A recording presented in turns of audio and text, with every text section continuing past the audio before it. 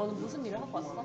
나 계약서 뭐 하다 왔어? 지금 얼굴이 이렇게 쩔은 거 봐. 뭐하다 이렇게 쥐어 머리는 왜 이렇게 쥐어 뜯었어? 공항을 이용하기 위해서는 공항이랑 계약을 해야 돼.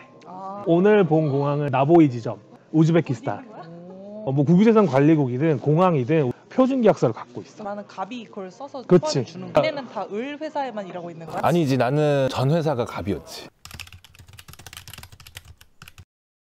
소위 이제 OEM이라고 하는 완성체 업체잖아. 자동차를 만드는데 부품이 정말 수백 개, 수천 개가 들어가니까 그 계약서들도 그렇고 각 나라에 차를 팔아야 되니까 그 현지 어떤 기업을 대리점으로 지정을 해서 계약을 맺는단 말이지. 그때는 다 영문 계약서로 써야 되고. 그럼 초안은 누가 써? 다 우리가. 평소에 쓰는 이제 양식이 있고 무역 조건이라던가 그건 상대방의 협상력에 따라서 바뀌긴 하는데 표준은 이제 우리가 쓰는 거지. 갑인 회사에서 인하우스로 일하는 게 힘든 점은 모든 계약서 조항들 다 바꿀 수가 있어. 변호사가 모든 조항들 다 봐야 돼. 을이면 사실 우리가 얘기해도 못 바꿔요. 이러면은 그냥 알겠습니다 하고 그냥 넘기면 되는데. 그래서 공항이랑 계약하는 거랑 하나는 우리가 이제 갑인 게 또 있지. 비행기가 잠깐 내렸을 때 무슨 일이 있을까? 청소해야 되지. 정비해야 되지. 물 빼야 되지. 물 넣어야 되지. 기름도 급유를 해야 되지. 많은 사람들이 그거를 프로토콜에 따라서 따다닥 맞춰가지고 점검을 해줘야 돼. 그라운드 핸들링이라고 부르는데 외국에 있는 비행기는 우리 회사에도 덕을 많이 주지. 이제 그런 걸 정비 조업 계약서라 부르는데 그 계약서를 이제 한 건 검토를 하고 왔지. 그래서 계약서 두 건을 검토하다 왔지. 그래서 검토를 완료하고 결제판을 만들어서 내일 아침에 가서 올려야지 하고 나왔지. 오빠는 오늘 무슨 일 했어? 나는 오늘 투자금융 관련 계약서를 보고 왔는데 이름만 들어도 뭔가 어렵다. 숫자도 어렵고 흔히 이제 IB라고 줄여서 그냥 얘기하는데 인베스트먼트 뱅킹. 어떤 회사가 다른 회사를 이제 인수하려고 하는 거야. 그 큰 돈이 회사가 다 갖고 있진 않으니까 이제 인수금융에 우리가 참여하는 이제 그런 건이었고 어떤 담보가 들어가고 컴퍼니에 지분을 이렇게 담보로 삼고 또 이제 그 SC를 설립을 해서 인수하니까 그 SC에서 모의사 들어오는 이제 회사를 기사하면서 그 기사도 등진 과정이고 뭐 이런 걸 보면서 오늘 하고 왔지. 인하우스를 위해서 따로 교육을 시키는 경우는 거의 없잖아 사실. 그래서 그냥 맨땅 헤딩하는 거야. 그래서 처음에 모를 때는 정말 시시콜콜하게 다 전화해서 물어봐야 돼. 현업에다가 이게 무슨 말이에요? 이렇게 한다는 거예요? 저렇게 한다는 거예요? 이렇게 하면서 금융 쪽도 되게 잘곤이 많은 거야. 자기네들만 쓰는 용어들 다 줄여서 부르는데 이게 무슨 말인지를 모르겠는 거지. 그래서 맨날 계속 물어봐야 되고 검색하고 막 그랬지. 나는 그래도 기업 관련된 일을 하고 싶었고 그 이유 중에 하나는 공대 출신 변호사로서 나의 좀 특성을 살리고 싶은 부분도 있었고 또 현대 기술은 대부분 개인들이 다 할 수가 없지. 기업 단위에서나 아니면 국가 단위에서 할 수 있는 일이기 때문에 좀 그런 큰 일들을 하고 싶었어. 그러다 보니까 당연히 큰 조직에서 어떻게 해나가는지를 좀 알고 싶었고 그래서 나는 애초에 좀 작은 로펌들은 아예 제외를 해놓고 봤기 때문에 인하우스로 약간 오게 됐던 것 같아. 학부를 졸업하고 바로 이제 로스쿨을 온 게 아니고 석사를 이제 마치고 왔는데 과학기술정책대학원을 졸업을 했었거든. 그때 이제 막 황우석 광우병 사태라던가 과학기술과 관련된 사회 이슈가 굉장히 많았던 시기였고 마침 과학기술이 연구직들이 혼자 골방에 처박혀서 하는 그런 분야가 아니라는 걸 깨닫게 된 거야. 나는 법률로 이제 집행이 될 수 있으니까 나는 이제 법학 공부 안 했다 보니까 연구를 하는데 조금 한계가 있다고 느꼈어. 석사보다는 실무가가 되고 싶었고 그래서 로스쿨을 지원을 하게 됐고 정책 전문가가 되고 싶다. 실무가가 되고 싶다라는 생각이었지. 막상 변호사 일을 해보니까 재밌기도 하고 잘 맞는 것 같아서 지금은 변호사를 좀 하고 있지.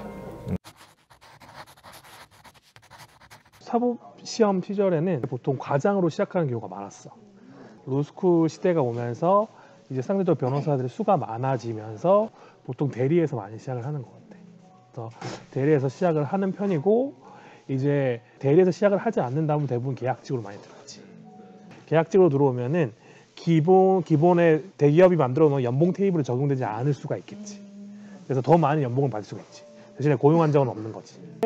정규직으로 들어오는 사람들은 이제 회사에 따라서 다르지만 대기업 중에서도 변호사를 조금 더 우대하는 경우에 변호사 수당을 주니까 월급이 조금 더 많은 대신에 이제 직함은 말했듯이 대리나 과장으로부터 시작을 하고 그 다음에 고용 안정은 조금 더 보장이 되는. 다만 이제 회사에도 분위기라는 게 있기 때문에 회사 같은 경우에는 법무실의 역사가 워낙 오래됐고 변호사를 뽑은 지가 워낙 오래된 회사이기 때문에 회사 내에서는 존중하는 분위기가 있어서 대부분 뭐 대리님, 과장님이라고 부르지 않고 대부분 변호사님이라고 불러주는 사내 문화는 그렇게 돼 있고 다만 직급이나 이런 것들은 뭐 대리, 과장부터 시작을 한다.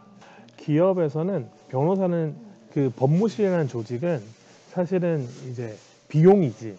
우리 회사에서 사실은 뭐 지난번에 소송을 200억 넘게 큰 건을 이긴 게 있어가지고 이제 법무실장님이 되게 좋아하신 건이 있는데 드문 사건이고 대부분의 경우에는 사실 변호사들은 비용이고 아무리 변호사들이 잘하고 날고 기어도 회사에서 차지하는 포션이 1% 될까? 뭐 그 정도밖에 안 될 것 같아. 앉아있을 때 슬리퍼를 신을 수가 없어.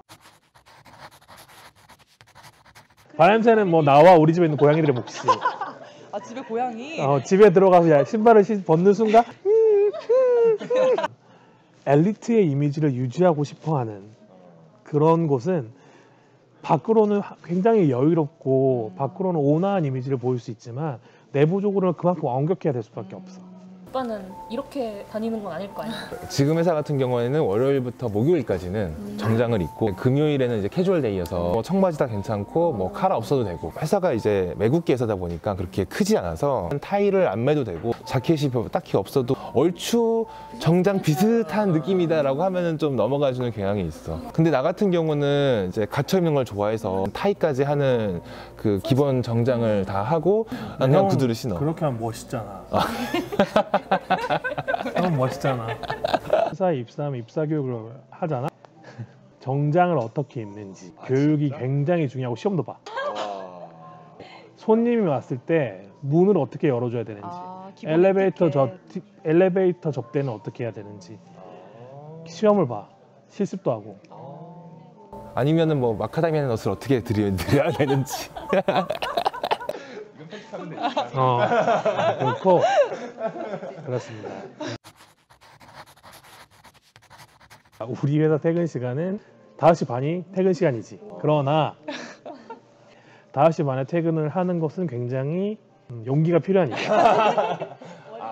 용기가 필요한 일이고 변호사와 회사원의 가장 큰 차이점은 난 그렇게 생각해. 변호사는 내 일을 잘하면 돼. 회사는 내 일을 잘하는 것보다 근태를 지키는 게 더 중요할 수도 있는 곳이야. 그 근태는 규정상의 근태가 아니고 상사들이 원하는 근태를 지키는 게 더 중요해. 명언이네. 그래서 상사가 원하는 거. 그렇지. 법유업자는 또 되게 일찍 출근하잖아. 맞아요. 8 to 6였어. 8 to 6? 8 to 5도 아니고 1시간만큼 더 이제 연장 수당을 주긴 했고 본사 인력들한테는 주긴 줬구나. 주긴 줬어. 그런 거 잘 지키잖아. 그치. 거기는 아주 민감한 곳이란 말이야. 문제가 뭐냐면은 통근버스를 타고 출근하는 사람들은 통근버스가 회사에 도착하는 시간이 7시 10분이야. 그리고 이제 나 같은 경우는 내가 알아서 가긴 했지만 너무 또 딱 맞춰가면 안 좋아하시더라고. 상사가 원하는 근태. 그렇지. 그래서 조금 더 일찍 갔고 퇴근도 당연히 6시에 딱 칼퇴근은 하기가 힘든 분위기였어. 분위기를 읽는 게 굉장히 중요합니다. 맞아. 공기를 읽어야 돼. 공기를 읽어야 돼. 딱 그 시간이 되면은 우리 상무님 방부터 봐. 이사님 계시는지 보고 팀장님을 보고 상황을 보는 거지. 난 급식 중이야. 급식 먹어. 구내 식당. 제육볶음에 미역 줄기 그 초장에 찍어 먹는 거랑 빨리 하고 밥 먹으러 가자. 국에 뭐 김에 그리고 계란 후라이 2개. TMI. 계란 후라이. 너무 방금 나 내 눈앞에 보이는 줄 알았어 메뉴판이. 네, 그거 먹고 진짜. 오빠도 뭐 사람들이랑 같이 먹어? 법무팀 사람들이랑?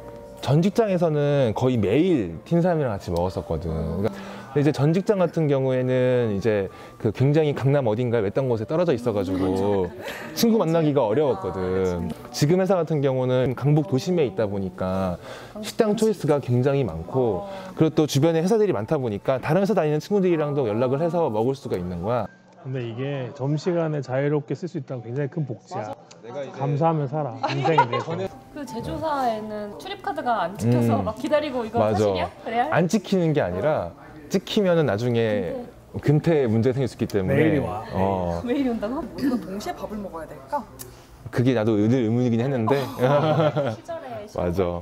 근데 이게 아무래도 제조업체가 그런 게 좀 그런 경향이 더 심해. 어쨌든 동시에 돌아가야 되니까. 맞아.